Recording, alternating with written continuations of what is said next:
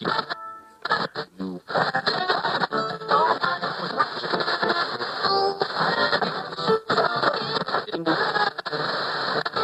that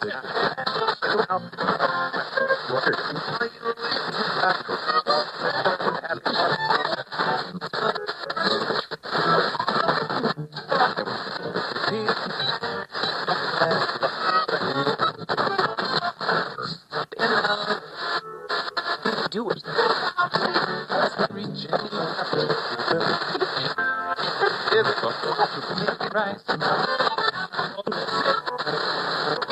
Burger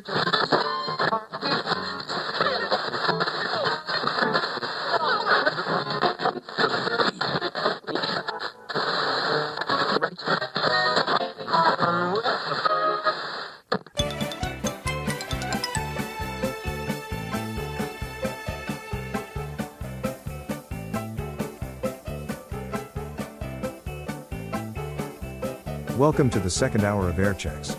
Here's more of Chetter's tales from the morgue, entitled Excursions in Fear.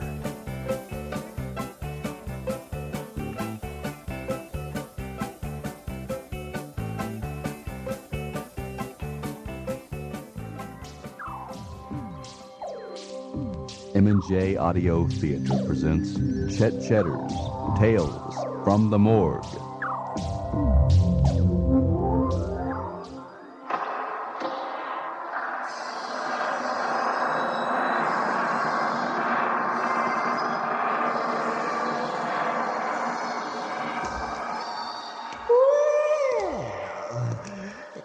Come right in, my friend. Yes. Have a seat. Welcome to my damp little piece of heaven. I am Chetter, the morgue attendant and resident storyteller. You've caught me in a nostalgic mood today. I was remembering back to the golden age of radio.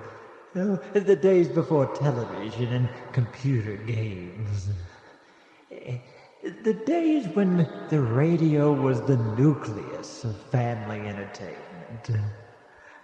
The sound was a bit crude. There was a great deal of static, but it didn't matter. We would gather around, the entire family, and listen to stories. There were soap operas and dramas and comedies. And my favorite of all, the scary stories, yes. Tales of suspense and murder. They catered to your deepest fears, and they sounded something like this. Ladies and gentlemen, the stories you're about to hear contain images of pure terror. Therefore, we warn you, if you or anyone in your family has a weak heart or bad nerves, please turn off your radio now. The makers of this program will not be held responsible for anyone who dies of fright or goes insane. Remember, you have been warned.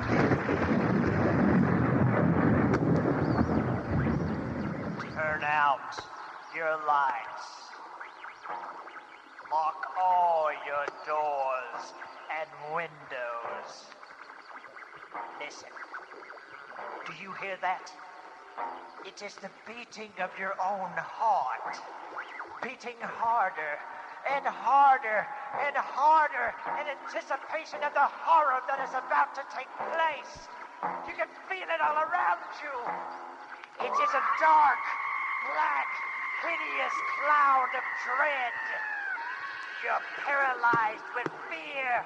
There's no escape from Terror Theater!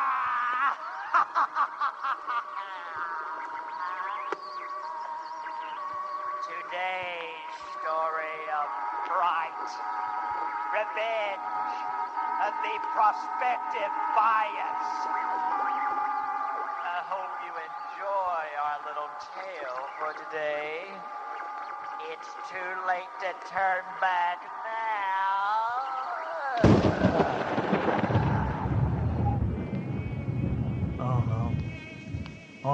You heard right, ma'am. That's right. $100 an acre. Yes, ma'am. Yes, ma'am. I know it's cheap, but it's darn good land, ma'am. Well, see, ma'am. The IRS says I gotta sell off my land. Yes, ma'am. I got so busy tending to my crops that I forgot to pay my taxes for 3 years, and it kind of builds up, you know.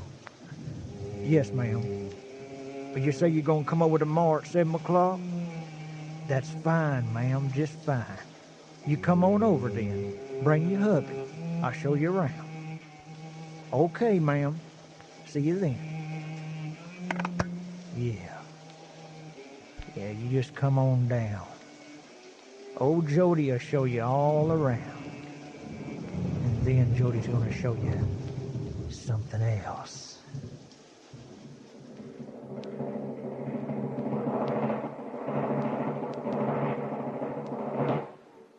Jody Brown, a simple man, a proud farmer who finds his livelihood in jeopardy.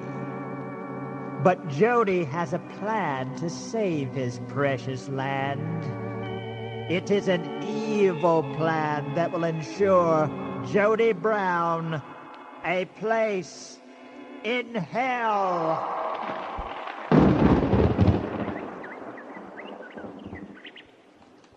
Well, here she is. Oh. 35 acres. Oh, it's so beautiful. Gorgeous, honey. And look at those trees. Aren't those Scottish pines? Well, that's right on the money, mister. I like a man that knows his trees. You see them birds up in them trees there? Yes. Them are grackles. Oh. You fry 'em up just right, and they're dandy tasting. Well, how They about taste a that? little like chicken. Well, does the house come with the land, sir? My house. Yes, ma'am. Yes, ma'am. The house comes with the land. Yes, ma'am. Yes, ma'am. There's something I want to show you, folks. Watch what I can do with this shovel here. Now, you got some dandy fertile land here. Watch Oh, how really? easy the shovel breaks up this ground. Watch it. Oh, Well, if that isn't the cat's meow, I honey. say. You plant you some corn and a big vegetable garden, and you can live off this land. I've been doing it myself for 40 years. Oh, honey, I want the land. I want the house right now. No, there's Well, one more thing I want to show you before we finalize the deal, Yes. okay? I want you to take a gander straight ahead there past that hill. Uh-huh. Oh, Now, the sun sets about this time every evening, and I tell you, it's more beautiful than a picture postcard. Now, just Well- look straight ahead there. You see it? Well, I'll be. That is one pretty sunset, honey. oh, it's just gorgeous. My, Like a oh, painting my. by God himself. Now, that's right. You just look straight ahead and just look at that sunset. Just drink it all in. Wow. Darling, it's so Yeah, pretty. yeah, Oh. that's right. I just can't That's right. stop looking at it. Yeah. Oh, wow, it's just Oh, ain't that a pretty gorgeous. sunset? Oh, honey. Don't you like it, mister? Oh.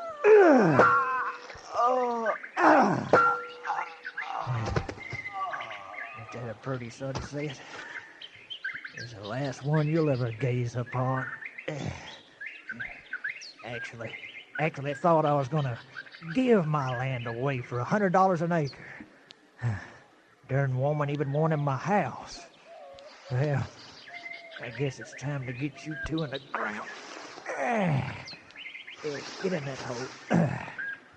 I'll just cover you up here. Out of sight, out of mind, I always say. And then I just dump your car in the swamp when I'm through. Oh, but they'll keep coming. The tax man made me put that ad in the paper. They're gonna keep coming, but I'll be ready for them. I got plenty of room for them. Yeah, when the tax man comes, I'll just say, no, sir.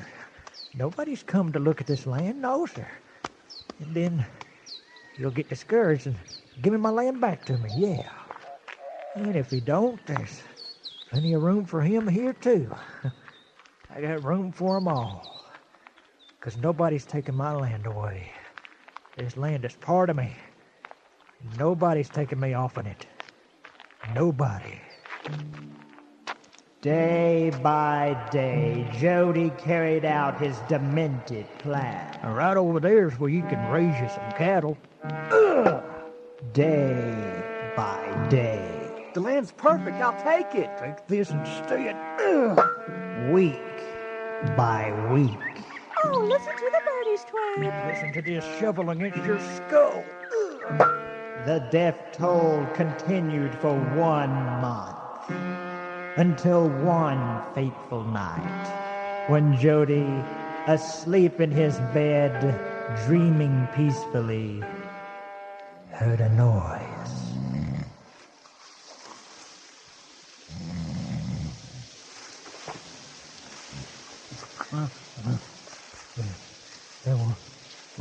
What's that?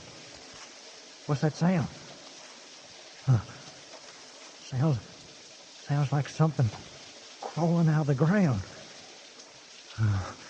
Now don't come unwound, Jody. Yeah, you're just a gopher. Yeah, a bunch of gophers. That's all it is. Just gophers.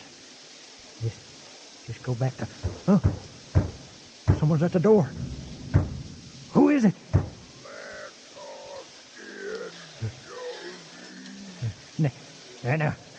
Now you get out and away from here. You hear? This is private property. Private property. You get out of here. We're coming in, Jody. No. No.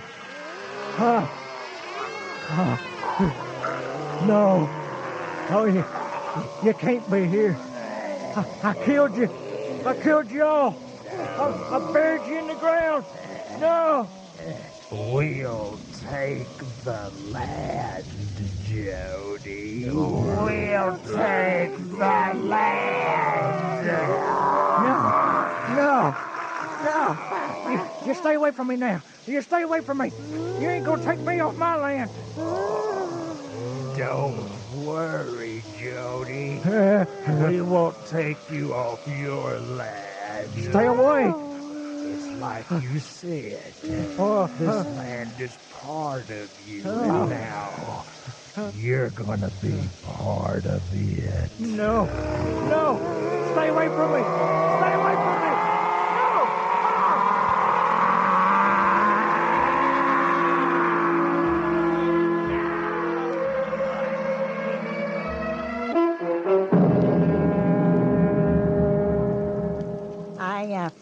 I appreciate your coming out here with me, Sheriff. We told Mr. Brown if he didn't have his property sold by the end of the month, we would have to take control of the land. Yes. He may refuse to leave. Well, it doesn't appear to be in the house. It might be in the barn. Hey, Mr. Brown! It's the sheriff out here. Why don't you get your body on out here, boy? We need to talk to you right now. Sheriff, look. Yeah. Look over here behind the house. What in the world? It's a big mound of dirt. Yes, and there's footsteps leading up to it. And look what's on top of the mound. It's a sign. It says, "This property has been sold." Oh, my God. Sheriff, look. Sticking out of the top of the mound. It's a human hand.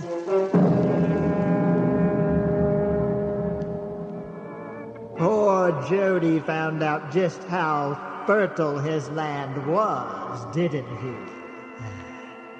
Why, just plant a few dead bodies and they sprout right up. Well now, our next excursion into fear is about a very nervous man named Arnold Craig. We begin inside the room of a psychiatric hospital. Mr. Craig is lying on a couch. He appears to be at wit's end. Listen. I am not crazy, Doctor. I'm not. I may be having a nervous breakdown. I'll give you that. But I'm not insane. And I will not lie here and have you condescend to me like I'm some sort of child who thinks he's seen the boogeyman. Mr. Craig, I am here to help you. You just calm down. Maybe we can talk about this thing rationally. You want to help me? You want to help me? And give me a gun so I can blow my brains out. Let me end it now before they find me. Who is they, Mr. Craig? The cars. The cars. They won't rest until I'm dead. Cars, you say? You're talking about automobiles? Yes. Yes, they hate me. They hate me because they know I hate them. Don't look at me that way, Doctor. Now, calm down, calm down. Everything's going to be all right. Oh, shut up. Shut up. Oh, I know what you must be thinking. I know what you must be writing on that pad of yours. Your schizophrenia, probably. Yeah. But I'll tell you my story, Doctor. I'll tell you. You're probably too simple to see it other than the ravings of a madman, but I'll tell you if only to purge my soul of this terror. Remember, Mr. Craig, it is a 50-minute session. Shut up. I'll take as much time as I please. It won't matter in the end anyway. For 12 years, Doctor, I've worked in an auto junkyard. My job was operating a machine that compacts the cars into a small cube. It was a perfect job for me, you see, because I've always hated cars. Hated the way they sounded, the way they polluted the air. The grating sound of the horns. See, you can understand my intense pleasure when I would start the compacting machine and watch as the cars collapsed under the intense hydraulic pressure. I was thrilled by the sound of a car being crushed, the sound of steel buckling under intense pressure. It was like they were screaming in pain. Oh, how I love that sound. Die. Say, Craig, you really love this job, don't you? Oh, yes, sir. I love it. I love it. I hate cars, and I want to destroy them all. You're a weird man, Craig, but you're a hard worker. I'll see you back here tomorrow morning. Oh, is it closing time already? How time flies when you're having fun. It was only 2 days ago, Doctor. Funny how little time it takes for things to go completely haywire. It was a beautiful afternoon. I was riding home from work on my bicycle the way I had done for 12 years. I went by the park as I enjoyed doing on beautiful days like that. It was the picture of serenity. Then behind me, I heard a car engine. Now, Doctor, I always stay on the shoulder of the road, away from traffic. But this car was right behind me. I looked over my shoulder, and there was a station wagon, a blue station wagon, directly behind me. The driver had a puzzled look on his face. I yelled at him. Now see here, you moronic goat. Why are you following me? Why don't you take that thing and drive it off a cliff? Suddenly, the car accelerated. The bumper met with my back wheel. It was trying to run me over, Doctor. It blew its horn as if in anger. I had to think fast, so I pedaled as fast as I could into the park. But the car stayed behind me. People were running in fear. I began to lose control of my bike. I fell to the ground behind a tree, and the car smashed into it. That tree saved my life, Doctor. The man inside the car looked dazed. He had a small bump on his forehead, but otherwise he was unharmed. He got out of the car and rushed over to me. Hey, mister. Hey, say, are you right? You okay? Why did you try to run over me? I didn't, mister, I swear. I didn't even have control of the car. I didn't even touch the wheel. What do you mean you didn't have control of the car? I went into the park and you followed me. The car followed you by itself, mister. I swear. It followed you like a magnet. I couldn't control it. It was like it had a mind of its own. Like it had a mind of its own. Yes. Yes, exactly. Think me insane if you wish, Doctor, but at that precise moment I knew what had happened. The car was trying to kill me. Somehow, it sensed my hatred for cars and considered me an enemy to be destroyed. Impossible? Yes. Insane, perhaps, but it's true, Doctor. True. Despite that horrible realization, I managed to fall asleep that night. But my slumber was short-lived.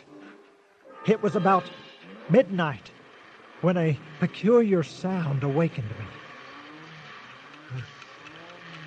Oh, what's that? What's that outside? Sounds like car engines.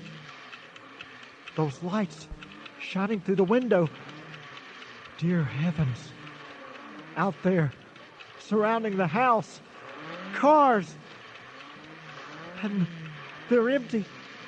No one's inside the cars. They're waiting for me. Wants me to come out. Wants me to come outside so they can... Well, they'll have a long wait. You hear me? You hear me? I'm not coming out. You'll run out of gas before I come out. You think I'm a murderer, don't you? Yes, Arnold Craig, murderer of cars. That's me. Well, go away. Go away, do you hear me? Go away. But they didn't go away, Doctor.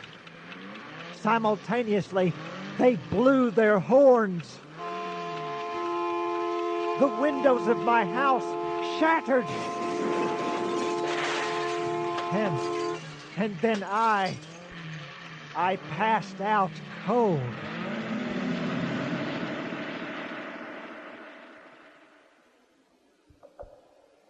It's horrible to contemplate the possibilities of reality, Doctor. The terror and hopelessness overwhelmed me like a criminal walking to his execution. But unlike a criminal walking to the electric chair, I could defend, I could fight, I could resist. I had a gun, and with it I could blow out every tire on every car that threatened my existence. In my front yard there was silence, no cars in sight. So I waited all day. The sun set. All night I stood. Nothing. Days passed and I stood with my gun routinely rotating in all directions, ready for the moment when they would attack. But after 5 days I began to give up. It seemed the cars were gone for good. I'm free. I'm free. Surely they would have attacked me by now. Oh, thank God, I'm rid of this life-threatening nuisance. Then I heard a car from the distance. I ran into the street and saw a car at what looked like half a mile away. It was speeding at me at an incredible rate. I aimed the gun, waiting for the car to get close enough so I could open fire. And when it did, I didn't hold back. Die! Demons of hell! Die! Die! Die! But I missed the tires. I was directly in its path. I only had time to jump in the air in hopes of avoiding death. But after standing for 5 days, my jumping abilities were severely limited. I crashed through the windshield at an astonishing 60 miles an hour. I began firing bullets into the dashboard. Surely this would disable the filthy, good-for-nothing car. Much to my disadvantage, it did. It swerved out of control and smashed into the base of the town water tower, causing it to plummet on top of both of us.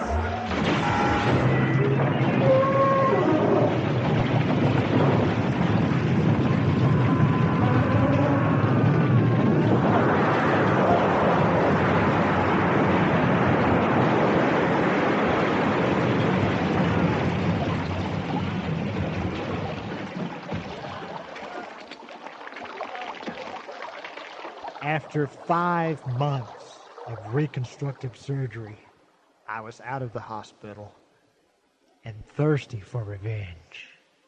Welcome to Big City Hardware. How may I... Don't be alarmed by this sack over my head, lady.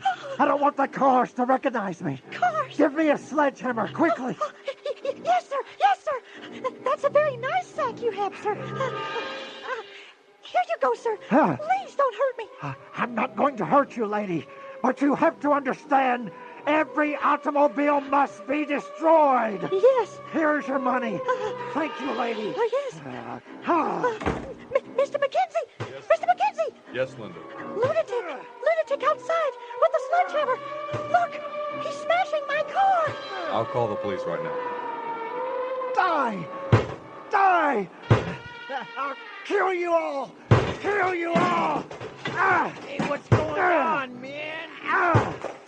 Die, you foul beast! Hey, Die! If you flipped your gourd, man, that's my car. Give me that thing. Release me, you fool! I have to destroy them all! There's millions and I haven't much time! What did my car do to you, man? It would try to kill me. Sooner or later, they would all try to kill me. And they're not cars, my young man. They're beasts. They're animals. Demons with gasoline for blood. And I must destroy them all. Die! Die! Die! Die! Die! Die! Die.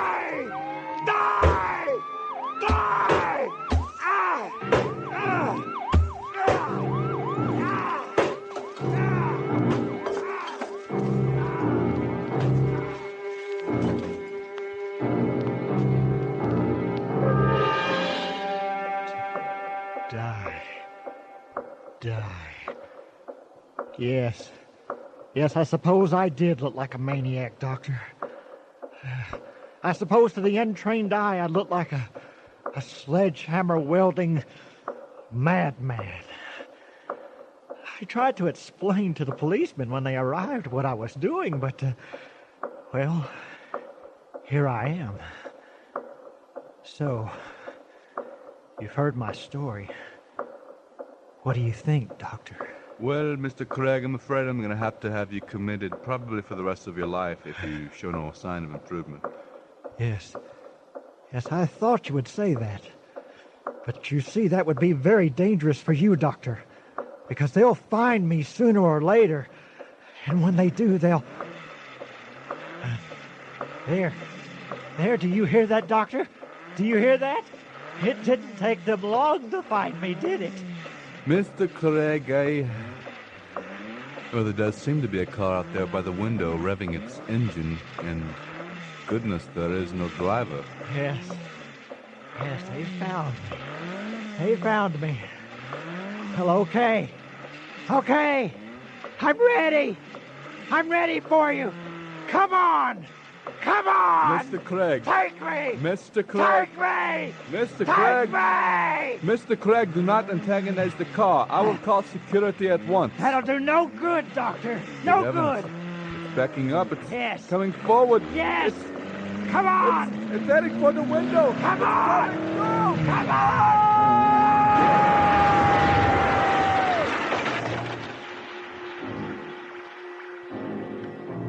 Well, it looks like Mr. Craig's psychiatrist has learned that what seems like obsessions and delusions can in fact bring a quick and merciless death. But on the bright side, Mr. Craig was put out of his misery.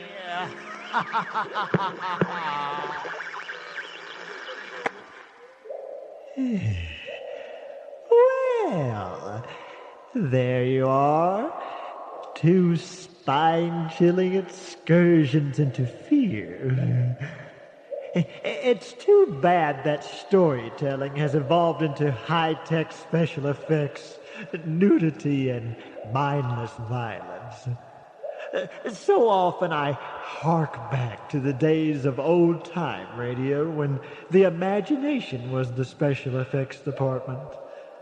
Oh, well, the price we must pay for progress.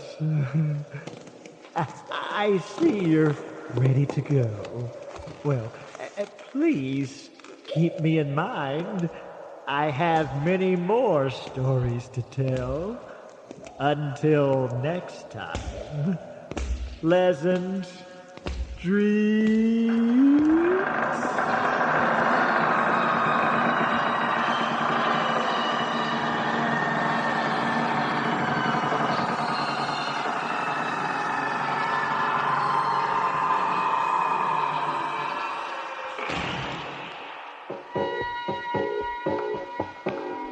You have just heard Chet Chetter's Tales from the Morgue. Today's installment, Excursions in Fear. The names and characters portrayed in this production are fictitious. Any similarities with actual persons, living or dead, is purely coincidental.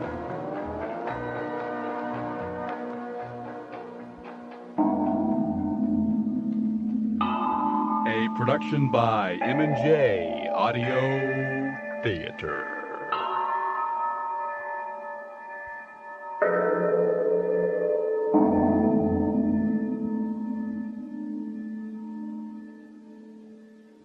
For correspondence, send to M&J Audio Theater, 923 East Main, Mexia, spelled M-E-X-I-A, Texas, 76667.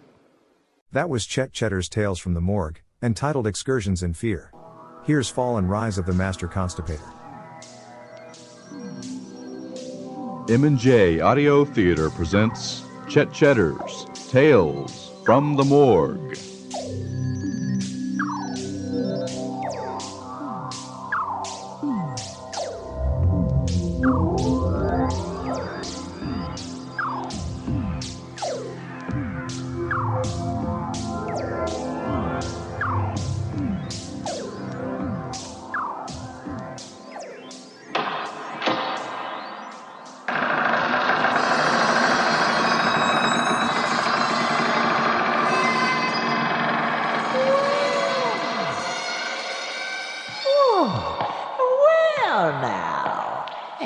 Come right in, my friend.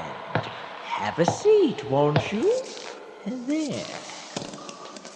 Yes. There you are. Allow me to introduce myself. I am Chet Chetter, the morgue attendant and resident storyteller. I'm going to tell you today about a galaxy many, many light years away from our own. And the name of this galaxy is, now prepare yourself, Constipation. Yes, I know.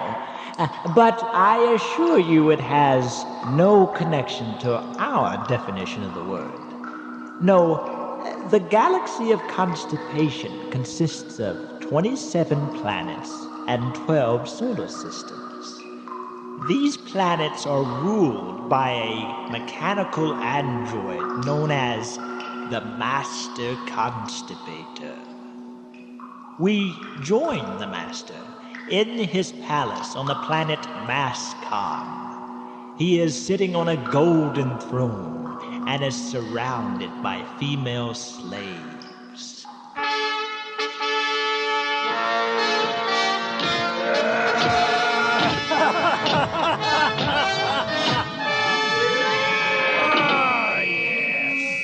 Yes, that's it, my darlings. Fan the Master Constipator. Oh, that's right. You all enjoy giving me pleasure, don't you, lady? Yes, Master Constipator. Of course you do. And you worship me not because I force you to, but because you genuinely wish to do so. Isn't that right, girls? Yes, Master. Good answer. Perhaps I'll remove your shackles someday. Thank you, Master. Thank you, Master. Pardon my intrusion, my Master. But the third sun has set. Shall I polish your armor now?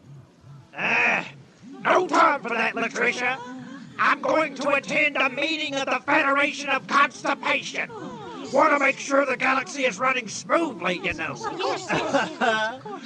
course, there's no reason why it shouldn't be, because the mere mention of my name sends terror throughout the galaxy. Isn't that right, ladies? Yes. Good answer. Keep the throne warm, girls. I won't deny you the pleasure of my majestic presence for very long.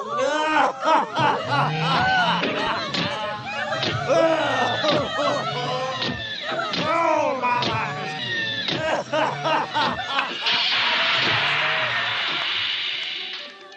Later, aboard a space station located in the center of the galaxy, a group of advisors have gathered in the Federation headquarters. Their purpose is to brief the Master Constipator on specific matters concerning the 27 planets. That's gonna be quite a problem. I don't know how we're gonna break it to the Master. As usual, the Master is late for this board meeting. Yes. I ask all of you, why must we endure this outrage? I don't I mean, know. an android in charge of an entire galaxy. Huh. What was the great creator thinking when he appointed that synthetic type? Silence, 317. You know we are not here to discuss such matters. Yes. And you know it is forbidden to question the decisions of the great creator. I know. It would be well advised not to upset the Master also. Yes, I understand. Here he comes. I'll silence everyone. The Master approaches.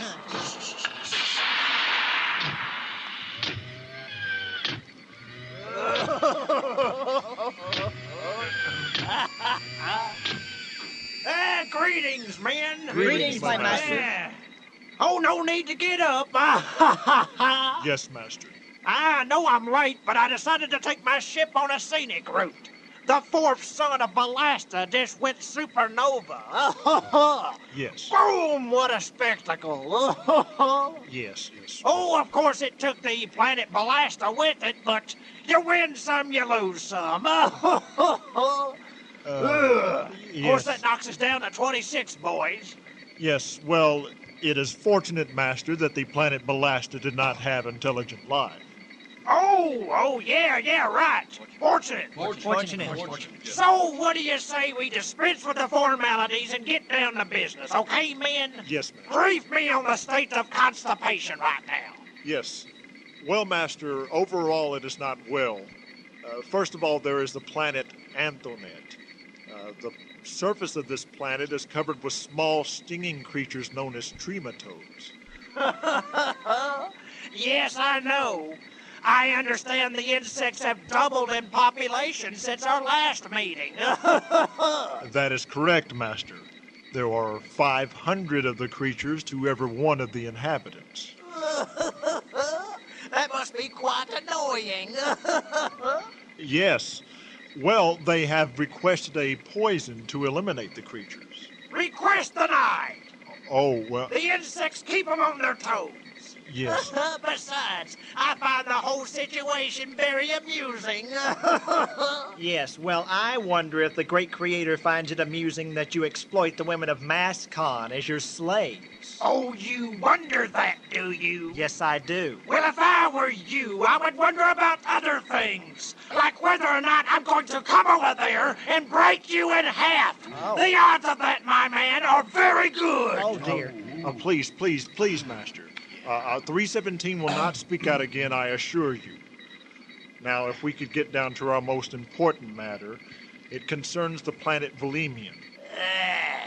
Volemian. Yes, Master. That place is covered in slime. I despise that planet. Yes, well, there has been a disturbance among the slime pit workers. They are threatening to revolt. What did you say? You mean to tell me they verbally expressed displeasure? Well, Have they gone insane? it's the working conditions, sir. They work morning and night without breaks, and they feel the job is pointless. Filling containers with slime and then dumping them back on the ground to be filled again, nothing is accomplished. Shut up this instant. I will deal with this rebellious behavior right now. Summon the ambassador of Volemian on the telescreen at once.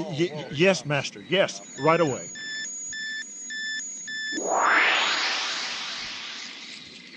Greetings. I am Mott.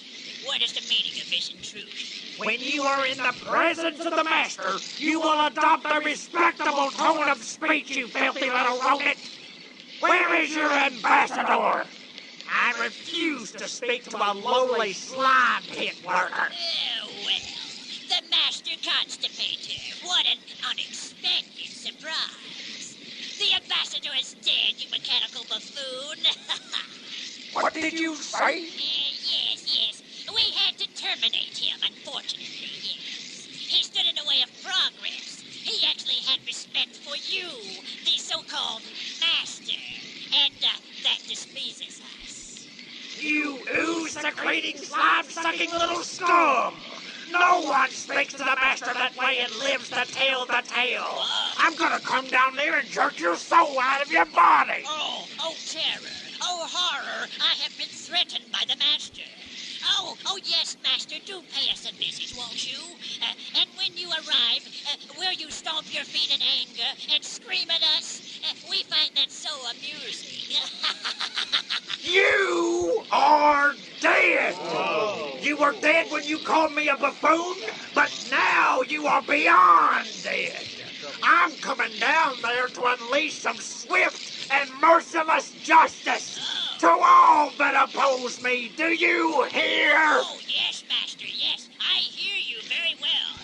We will be anxiously awaiting your arrival. We will prepare a meal for you, Master. Take that cackling scum off the telescreen. Prepare my ship for a trip to Volemian. I'm going down there at once. That is unadvisable, sir. The Volemians are revolting. Yeah, and so are you. Well, I want your opinion, I'll stomp it out of you. Now prepare my ship. Yes, my master, yes. Right away, sir. You heard the master. Yes. Prepare his ship for Volemian. Prepare the alarm!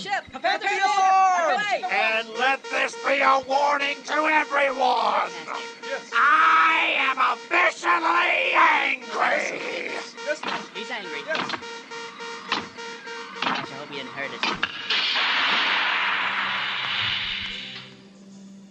Yes. And the Master is very angry indeed. This is the first time in an eon that there has been a disturbance in what is known as the natural balance of constipation. Let us go now to the slime-covered planet of Volemian, where they are eagerly awaiting the arrival of the Master. So, the Master Constipator is coming to us. Perfect. His destruction will be the end of our suffering and the beginning of a glorious revolution. It is time to rejoice, my brothers. Soon that tyrannical android will be no more, and the entire galaxy of constipation will be ours for the taking. Are we united, my brothers? Revolution!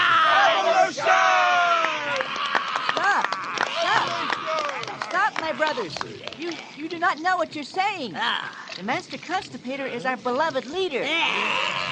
But please, let us go back to work in the slime pit. Let us beg for the Master's forgiveness. Then perhaps he'll have mercy on us. Beg for his forgiveness. Yes. Beg for the Master's forgiveness. Do you hear this, my brothers? Yes. Zeke feels we are being disrespectful to the Master. Wait a minute. What can we possibly gain from a revolution? What can we gain? Why, freedom, Zeke. Freedom! We are sick to our souls of the Master's tyranny. He is a screaming mechanical fool. And with the Master out of the way, we can have control of the entire galaxy, Zeke. The entire galaxy? Yes. Can't you see what's happening, Mott? This talk of revolution has blinded your better judgment. No.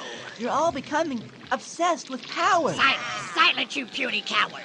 The ambassador felt the same way you do, and now he is dead. Do you wish to join him? No. No, Mott, I don't. Then put an end to this talk of yours. We must unite in our struggle. There will be no opposition. Do you understand? Yes, Mott. Yes, I do. Very well, then. I will trust you not to speak against the revolution again. The Master's ship is landing now. It is time to initiate the plan, my brothers.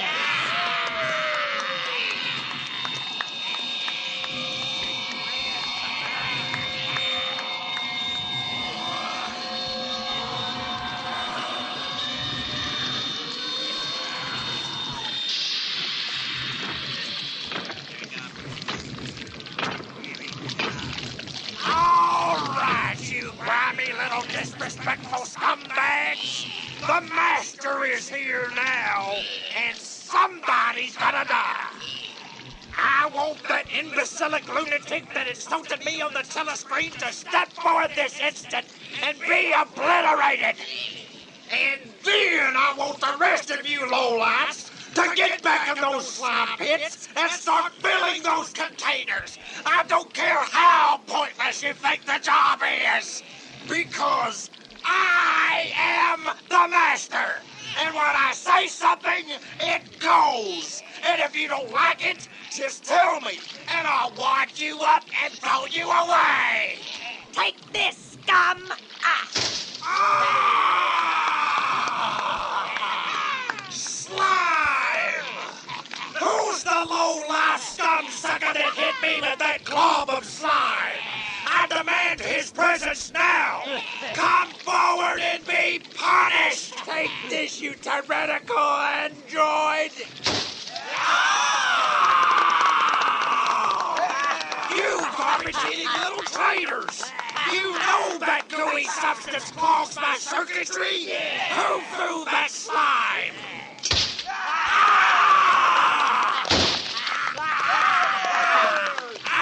Now you've done it! You clogged the circuitry of my left arm! I can't move my arm! All right. Okay. I want to hear names. I want to know who threw the... Stop it! No! Stop it! No! I'm being immobilized! You're clogging my circuitries! You're clogging my mechanisms! Stop it! Stop throwing that slime! Stop it! I'm losing consciousness! I'm losing consciousness! Stop it! Stop throwing that slime! You stop back!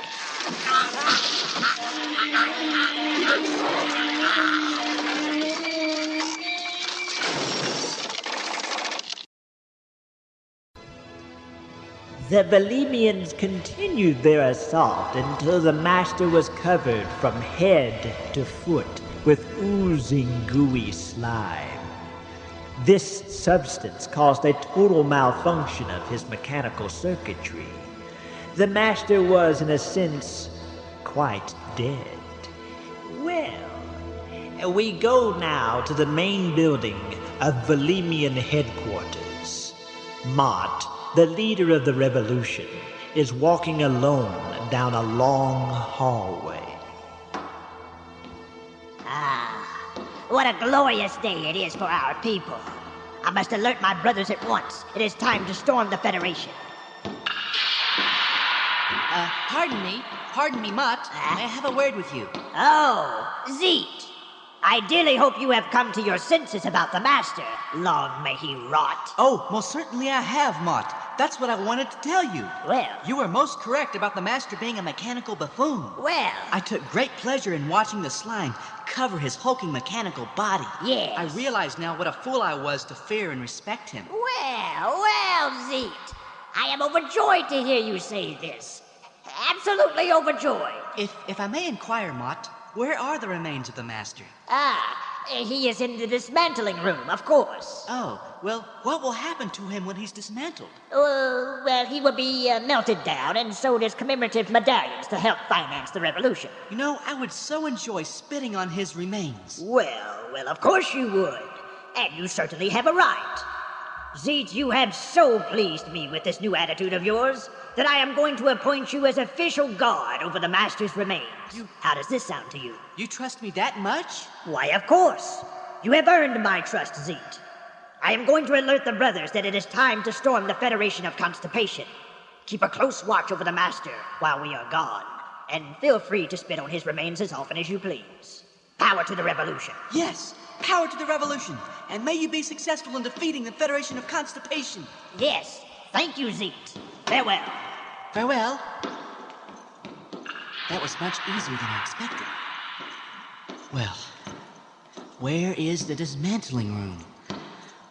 There it is, right there. Oh, my beloved Master. You look terrible. I must clean the slime off of you right away. The little Bohemian used a large cloth to remove most of the slime covering the Master's metallic frame. Then he used small brushes to intricately clean the delicate circuits. Soon a confused Master Constipator regained consciousness. Stop it! Stop throwing that slime! Stop! Where am I? Please, my Master, do not strain your thought circuits. You're recovering from a sensory malfunction. A Bohemian! You mutinous scum! You dare stand before me after that slime assault? Revenge! Have mercy on me, Master. I did not participate in the revolt. I begged them to stop the rebellion, but they would not listen. And why should I believe that? Answer me quickly, Bohemian. I'm wasting valuable killing time. It was I who removed the slime from your circuits, my Master. That's why you regained thought activity. Oh. Why did you do that? You're a Bohemian, aren't you? Yes, but you are the Master. Your word is law. Exactly. My word is law. I am the Master. I am... Yes? Huh? am a pile of worthless junk. That's what I am. Oh, Master, that is not true. I was defeated by slime. Not laser pistols, not stun rays, slime. Threw a little slime on me and I shut down like a starship without fuel. I'm worthless. But you're not, Master. Yes, I am. I'm synthetic. Nothing but wires and metallic alloys. But I tried. Being ruler over an entire galaxy is no easy task, you know. All right. So filling slime containers was a pointless job. I realized that. But that's all there is to this planet. Slime. I mean, what else are you gonna do? Just lay around and rot? Well, now you don't have to do anything. You won't have this tyrannical master standing over you any longer. I'll just let my energy cells run down and then I'll just die. I cannot believe what I am hearing. The Master Constipator giving up in defeat? Silence. Leave me in peace. If you die, Master, the Volemians will rule the galaxy. What did you say? Volemians rule Constipation? My brothers are storming the Federation of Constipation at this moment. They will have control of all the weapons in the Ministry of Defense. They're obsessed with power. Constipation will be in chaos. Well, there goes the galaxy. I mean, I know I was strict, but at least the galaxy had some order to it. That is precisely why you must fight and regain your title as Master. Fight? Me against them? It'd be a slaughter. If I may speak freely, Master, I think you have two choices. One is to die like a coward, and the other is to fight like a master. I understand what you're saying, but when the Volemians return, they'll just throw slime on me again. That's why you must leave Volemian at once. You can leave the planet in your starship. It's at the docking bay. Now, your starship is armed with laser cannons. You could wait on your planet Mascon until the Volemians are asleep, and then you could attack them by surprise. Sounds pretty crazy, but I'll do it. I'll do it. I'll fight to regain my throne. It's the very least I can do. After all, I am the Master Constipator. Yes! Will you go with me, Volemian? I would be glad to join you in victory, or defeat, whichever comes. The Master and his Volemian companion return to the planet Mascon. The Volemians, after overthrowing the Federation of Constipation, returned to their planet and were surprised to find the Master gone. The Master is missing! I knew I should have never have trusted Zeke, a traitor! Quickly, my brothers, to the fighter ships, at once! Yes, to the fighter ships! About this time, the Master Constipator and his companion were approaching the planet Volemian. I have visual contact with the planet now. Good. Oh, no! I swarm of Volemian fighter ships in attack formation. This is suicide. Master, hold your position. And what possible good could that do? We're outnumbered, Zeke. They're holding their position next to the planet. Just do it. The main ship is calling you on the telescreen. Greetings. I am Mott, leader of the rebellion. Well, Master, so we meet again. You escaped our grasp. Congratulations. However, now we have you where we want you. I give you 1 minute to surrender, or my men will blow you into oblivion. Oh, great gobs of misery. I'm a failure. My legend is ruined. This wasn't supposed to happen, you know.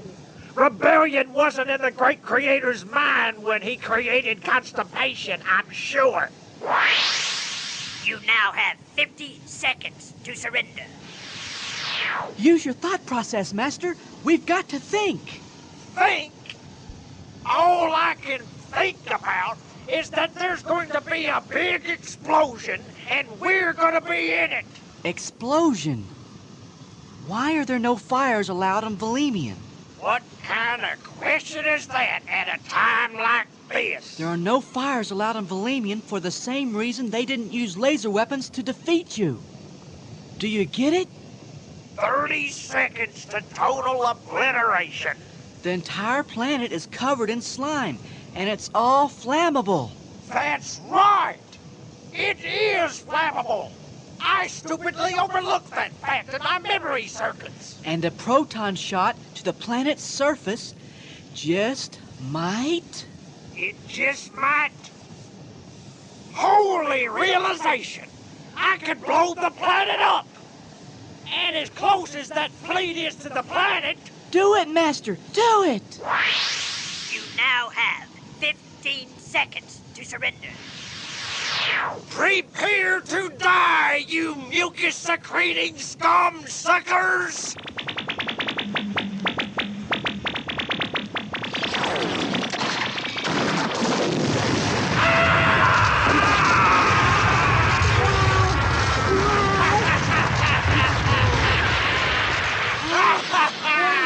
Total destruction! The explosion destroyed all the fighter pilots. Just wait till the galaxy finds out what I just did. No one would dare oppose the Master now. Yeah. Congratulations, Master Constipator. You're my hero. Yeah. I guess I did a pretty good job myself.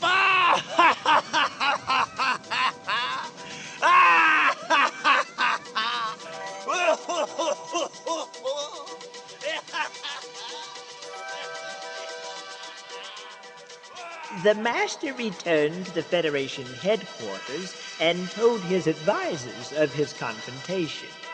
Soon the news of his victory spread throughout the galaxy, and no one ever opposed his word again. Yes. Well now, that was an interesting story, don't you think? Yes. I wonder, though, do you think it's a happy story or not? I mean, after all, the Master Constipator is a ruthless leader, and, well, I suppose we shouldn't think of those things. I mean, after all, it's only a story, and it's not our galaxy. Yes, we have problems of our own. So, do stop in again, won't you? I will tell you a story to help you forget your problems. Until then, pleasant dreams.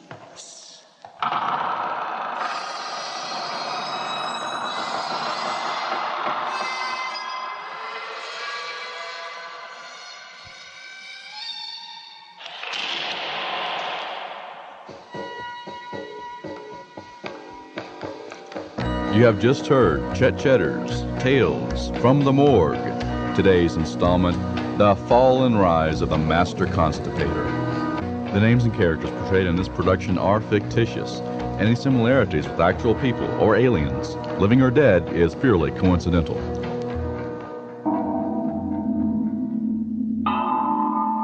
A production by M&J Audio Theater. That was Chet Chetter's Tales from the Morgue, entitled Fall and Rise of the Master Constipator. Well, that's it for this hour of Airchecks. The next hour we will be playing one more episodes of Chet Chetter's Tales from the Morgue, and a production that I did in the 1990s, so stay tuned. See you in the next hour of Airchecks.